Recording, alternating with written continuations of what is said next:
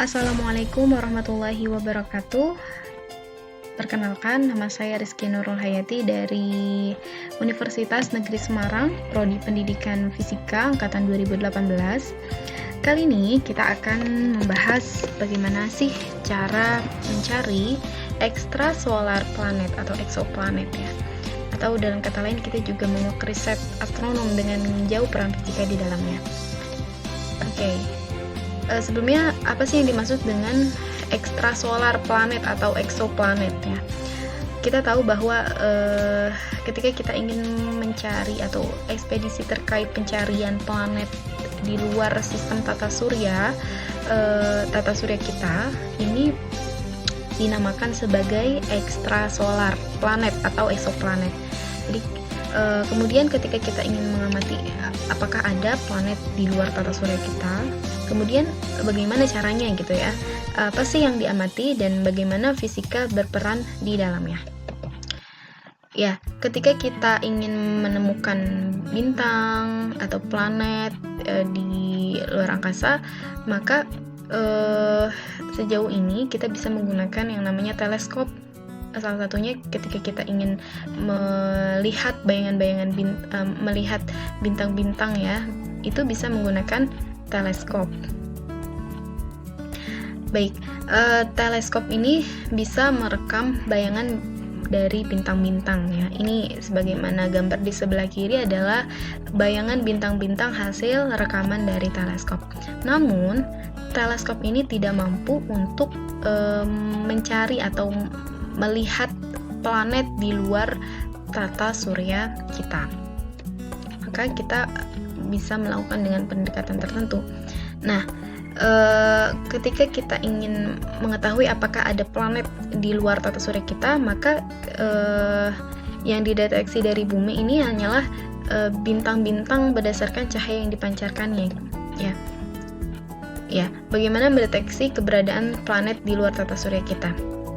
Yang kita teliti ini bukan planetnya, namun yang kita teliti adalah bintang yang dipengaruhi oleh planet tersebut gitu ya. Nah, rumus fisika yang berperan di dalamnya adalah efek Doppler. Nah, kita tahu bahwa cahaya itu merupakan gelombang ya, dan cahaya juga mengalami efek Doppler. Apa itu efek Doppler? Efek Doppler ini merupakan perubahan frekuensi ya, atau efek ya, pergeseran frekuensi akibat gerak relatif antara sumber cahaya dan pengamat. Nah, ini rumusannya delta F mendekati sama dengan plus minus U per CF. Nah, dengan U ini adalah kecepatan dari bintang yang akan kita teliti, dan C ini adalah kecepatan cahaya. Kemudian F ini adalah frekuensi. Oke, frekuensi sumber ya, yang ini. Ini adalah rumus fisika yang berperan dalam mencari apakah ada planet di luar sana. Baik, caranya adalah mengamati pengaruh gerak planet tersebut terhadap gerak bintang yang dikelilinginya. Baik. Nah, kita mengetahui ya bahwa selama ini tuh matahari, yang kita ketahui, matahari ini matahari ini merupakan pusat dari sistem tata surya kita ya. Nah, kita mengasumsikan bahwa matahari ini tidak bergerak ya. Yang bergerak itu hanyalah planet-planet yang berputar mengelilingi matahari. Nah, memang untuk kemudahan pembahasan kita dalam mengasumsi hal tersebut ini bisa diterima ya, untuk kemudahan pembahasan. Namun ketika kita ingin lebih teliti, maka asumsi ini tidak bisa digunakan gitu ya. Nah, oleh karena itu kita harus memperhitungkan jarak ya antara bintang dengan pusat massa dan planet dengan pusat massa. Nah, kita tahu bahwa sebenarnya tidak hanya planet yang mengelilingi matahari, namun matahari juga bergerak terhadap pusat massanya gitu ya, terhadap pusat massanya. Namun karena masa matahari yang begitu besar dan kemudian jaraknya juga tidak terlalu jauh dari pusat massa, maka bisa dikatakan bahwa bintang atau matahari ini berhimpit ya dengan pusat massa. Itu mengapa sebabnya kita katakan bahwa matahari itu merupakan pusat massa dari tata surya. Padahal ketika kita ingin membahas lebih lanjut, membahas lebih teliti, kita harus memperhitungkan antara jarak matahari dengan pusat massanya. Nah,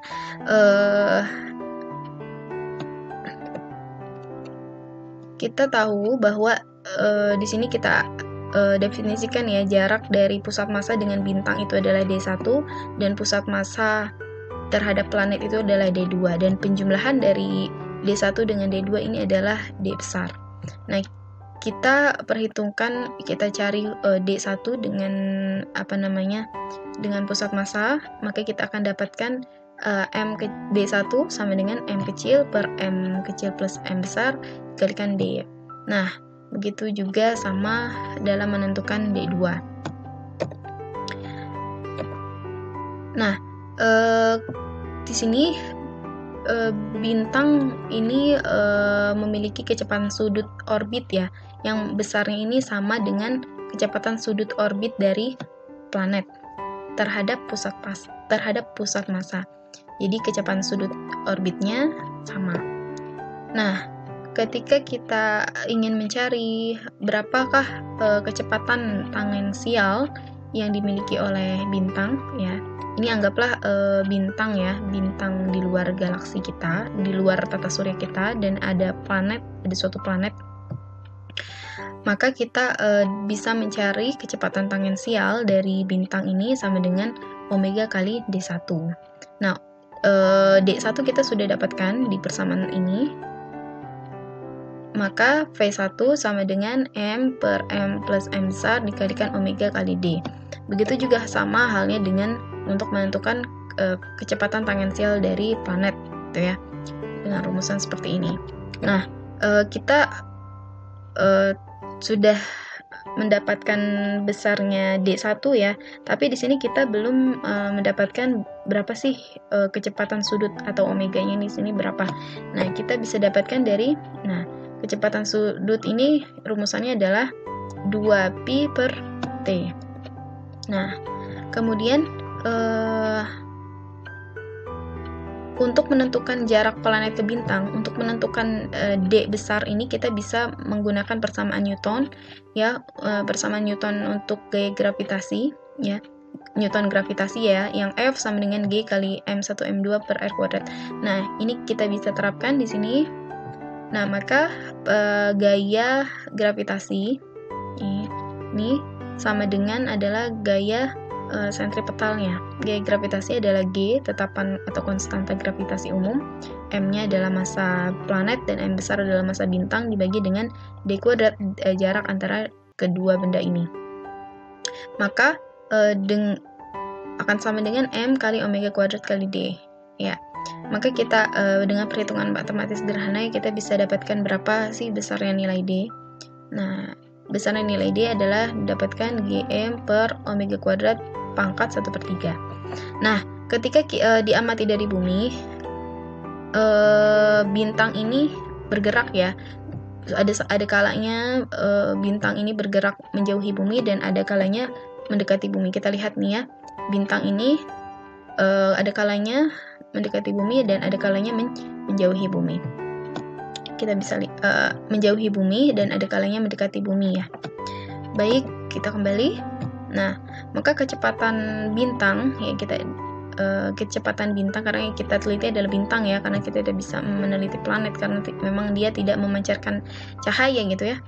Nah, ketika diamati dari bumi, kecepatan maksimum bintang menjauhi bumi. Nah, ini ketika bintang menjauhi bumi, omega kali D1 ya.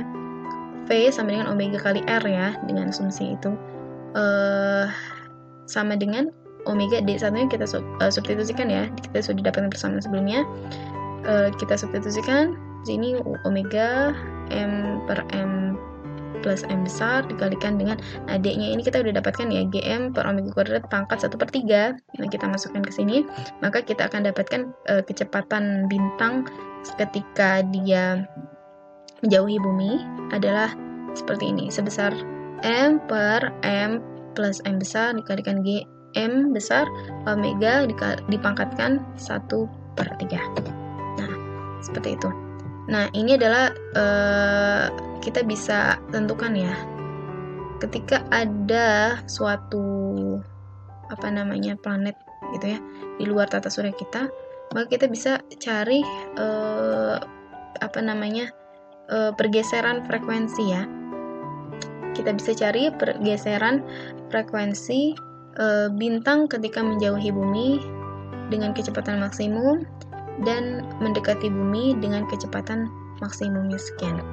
Nah, seperti ini rumusannya sebagaimana telah disebutkan di awal ya, telah disinggung mengenai efek Doppler. Ini kita sudah mendapatkan U+ ya, kecepatan dari bintang itu ketika menjauhi bumi.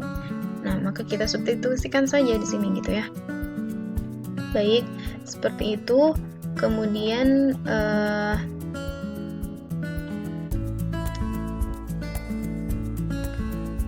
ketika kita sudah mendapatkan perubahan frekuensinya ya, nah dengan melakukan analisis pergeseran frekuensi, maka diduga keberadaan planet ini ternyata ada keberadaan planet yang mengelilingi suatu bintang. Nah, yang pernah diteliti sebelumnya adalah salah satu ekstrasolar planet yang ditemukan dengan metode ini adalah 51 Pegasi b yang berjarak 50 tahun cahaya dari bumi dan berada dalam konstelasi Pegasus.